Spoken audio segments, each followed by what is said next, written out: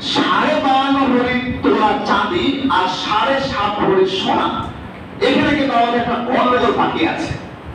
গন্ডগোলের সমাধান হলো যে 52 ভরি চাঁদিতে রাসূল সাল্লাল্লাহু আলাইহি ওয়াসাল্লামের জামানায় যুগে 7.5 ভরি সোনা কিনে পাওয়া যেত।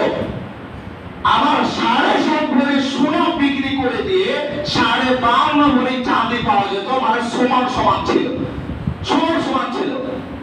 এখন কিন্তু বাজারে আমাদের সোনাটা বাড়তেই আছে, সোনার চাহিদা দিন দিন বাড়তেই আছে, আর চাঁদির দিকে আমরা ঘুরেও কেউ তাকাই না, আর মানুষের আর্থিক উন্নতি হয়েছে। তো ওই দিক দিয়ে বলবো আপনাকে যে চাঁদির হিসাব যদি করতে যাই তাহলে মোটামুটি আমরা সকলে কিন্তু জাকাত দিতে পারবো। এখানে আরো হয়ে না আলহামদুলিল্লাহ বলেন যে আমি একজন জাকাত দাতা, আমি জাকাত দিতে পারবো না, আল্লাহ রাব্বুল আলামিনের খাতায় আপনার নাম চলে এসেছে, আলহামদুলিল্লাহ বলেন যে আপনি একজন জাকাত দাতা, আমি জাকাত দিতে পারছি। তাহলে চাঁদির হিসাব যদি আমরা করি তো 600 করে যদি হয় তো 26,000 টাকা মোটামুটি। আর সোনার হিসাব যদি করি যদি 70,000 71,000 টাকা হয়, 68,000 হয়, তাও আপনার মোটামুটি কত হবে?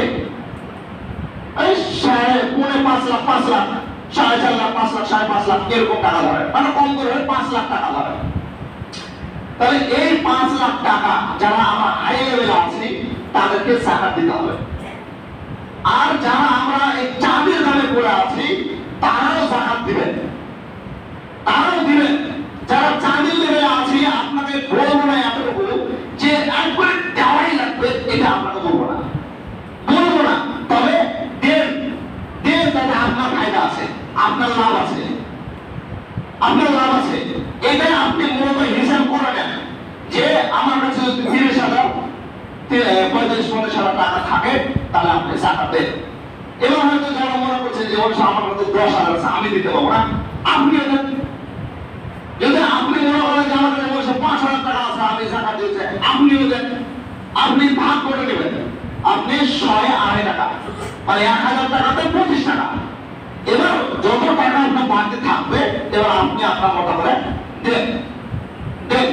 আল্লাহ রাব্বুল আলামিন সূরা তাওবাতে 7 নম্বর আয়াতে বলেছেন ইন্নামাস সাদাকাতু লিল ফুকারা, যে নিশ্চয়ই সাদাকা এই ফুকারাদের জন্য, মানে ফকিরদের জন্য, ওই মিসকিন এবং মিসকিন ওয়াল আমিলিন, এবং এই যাকাতটা যেই ব্যক্তিকে নির্ধারিত করে রেখে দিয়েছেন। কারণ কোন ব্যক্তি আপনাদের গ্রামে আব্দুল্লাহ আছেন, আব্দুল্লাহ বলে যে গোটা পাড়ার যা সম্পদ আছে সব যাকাত গুলোকে তুলে নিয়ে আয়। ওই ব্যক্তিরও যদি আপনি যাকাতের পয়সা দেন তাহলে ওকে দিতে পারেন, এটাই হচ্ছে ওয়াল আমিলিন। এবং আল ওয়ারমিন অফি কুলুবিহিম মুআল্লাফাতি কুলুবুহুম আলাইহা মুআল্লাফাতি কুলুবুহুম, এবং কোন ধরনের ব্যক্তি ঋণগ্রস্ত ব্যক্তি বা দেখছেন অমুসলিম ব্যক্তি আর্থিক সম্পদ খুব কম, আর্থিক সমস্যা হচ্ছে, তাকেও দিতে পারেন। আমার দেখা যাচ্ছে কোন ব্যক্তি দাস হয়ে আছে, আপনি দাস মুক্ত করতে চাইছেন, সেটাও দিতে পারেন। আমরা সামিল এবং যারা মুসাফির ব্যক্তি রয়েছে তাদেরকে দেখতে পারেন ফি সাবিলিল্লাহ, এবং আল্লাহর রাস্তায় দিতে পারেন। এই আমাদের সবচেয়ে ভেটা লেগে আছে এই আল্লাহর রাস্তায়। এই আল্লাহর রাস্তাতে এসে মসজিদে ঢুকে যাচ্ছে, মাদ্রাসা ঢুকে যাচ্ছে, হ্যাঁ, তারপরে ধরেন এই যত আমাদের সৎ ব্যক্তিরা আছে এদের মতো ঢুকে যাচ্ছে, মানে জিহাদ ঢুকে যাচ্ছে, সব পরে ঢুকে দিয়েছে। তো পরে ঢুকার কারণ হলো ফি সাবিলিল্লাহ, মানে আল্লাহর রাস্তায়। আল্লাহর রাস্তাতে যত কাজ হবে, ভালো কাজ হবে, ওই কাজে আপনি দিতে পারেন, এক কথায় দিতে পারেন। তো এখানে আল্লাহ সবাই বলছিলেন যে ফি সাবিলিল্লাহ, আল্লাহর রাস্তাতে যেটা আমরা মাদ্রাসাতে দিচ্ছি, অ্যাকচুয়ালি কিন্তু এখানে মাদ্রাসা হকদার রাখে না, মাদ্রাসা হক রাখে না। কেননা ওখানে কিন্তু সর্বপ্রকারের মানুষ আছে, অনেক ধনী গরিব সংবিচার আছে, তাই এখানে মাদ্রাসা হক রাখে না। এমনকি আপনার এই গুজরাট মহারাষ্ট্রের যেসব মাদ্রাসা বড় বড় যারা ডক্টর সাহেব আছে ওদের ফতোয়া অনুযায়ী এবং আমাদের ইউপির দেওবন্দের ফতোয়া অনুযায়ী যে এই মাদ্রাসা এইসব হক পাবেই না, পাবেই না। তাহলে এই যে আমরা চেক নিয়ে আদায় করতে চলে আসছি, এগুলো দান করা উচিত না। একবার সরাসরি ফতোয়া দিয়েছে, তোমার তো আমাদের কঠিন পর্যায়ে যাওয়ার দরকার নাই, আমি এতটুকু বলবো যে আপনাকে যদি দিতে হয় বা আমাদের করতে হয় তাহলে আপনি একটু চিন্তা ভাবনা করে দেন, চিন্তা ভাবনা করে দেন। আর জাকাতের টাকা আগে মাদ্রাসা ভাবতেন, মাসের ভাবতেন, আগে গ্রামটাকে দেখেন, গ্রামের আপনার ভাই কেমন আছে, বোন না, বোনের আপনার স্বামী আছে, বোন না, আপনার ভাই কেমন আছে, আপনার আত্মীয়রা কেমন আছে, আপনার যে বাড়ি তার বাড়ির পাশে বাড়ি কেমন আছে। আমরা এত মানে ব্যথা বুঝলেন, আমি হাজার হাজার টাকার দামে জিনিস করি ঠিকই, আমি ডেলি মাছ মাংস খাই ঠিকই, কিন্তু আমার একটু মানে শখ হয় না, ইচ্ছা হয় না যে আমার তো ওই চাচারা তাই মাংস কিনে নি, বা আমার দাদু কিনে নি, বা আমার আব্বুরা কিনে নি, বা আমার ছেলেটা কিনে নি, বা আমার পাশে তো লাঠিপতিটা আছে, বা আমার পাশে যে প্রতিবেশীটা আছে তাকে তো দিই। আমাদের এটা মনে পড়ে না।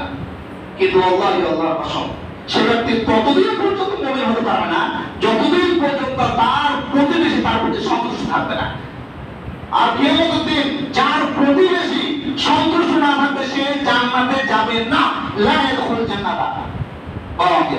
যে ব্যক্তির প্রতিবেশী সন্তুষ্ট থাকবে না, ভালো করে বুঝে নেন, যে ব্যক্তির প্রতিবেশী সন্তুষ্ট খুশি থাকবে না, সে ব্যক্তি প্রতি বছর উমরা হজ করে, সে ব্যক্তি কোটি কোটি টাকা যাকাত তুলে মাদ্রাসা মসজিদ ছাইয়ে দেয়, সারা পৃথিবী যদি খাইয়ে দেয়, তারপরে জান্নাতে যাবে না। আল্লাহই আল্লাহর কসম, রাসূল সাল্লাল্লাহু আলাইহি ওয়াসাল্লাম তিনবার কসম করে বলেছে যার প্রতিবেশী সন্তুষ্ট থাকবে না সে জান্নাতে যাবে না।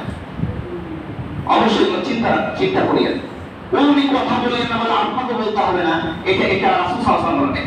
তিন দিন যে ব্যক্তি কথা বলে না করবে সে নামাজি হলেও জাহান্নামে, আর সে জুয়াখোর হলেও জাহান্নামে।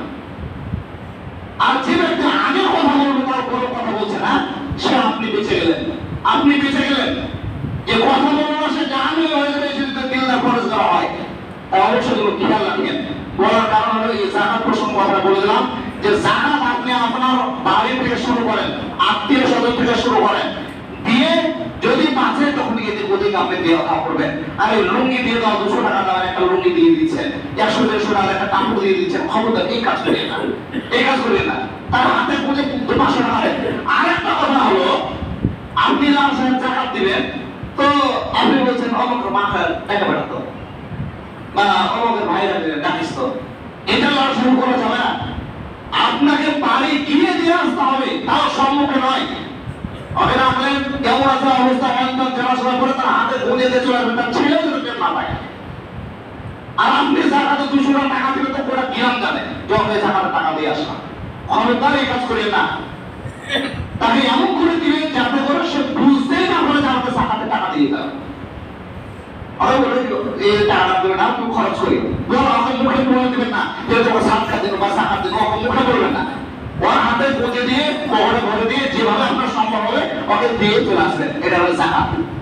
আর যাদের ভুট্টা পাট করছে তারাও যদি 15-20 মনের বেশি হয়ে যায় তারাও জাকাত তুলেন, না তো যত মাল ভোগ করবেন সবই তো হারাম হয়ে যাবে। আল্লাহ রাব্বুল আলামিন আপনাদেরকে বুঝার ও মানার তৌফিক দান করে সকল আমিন। বিসমিল্লাহির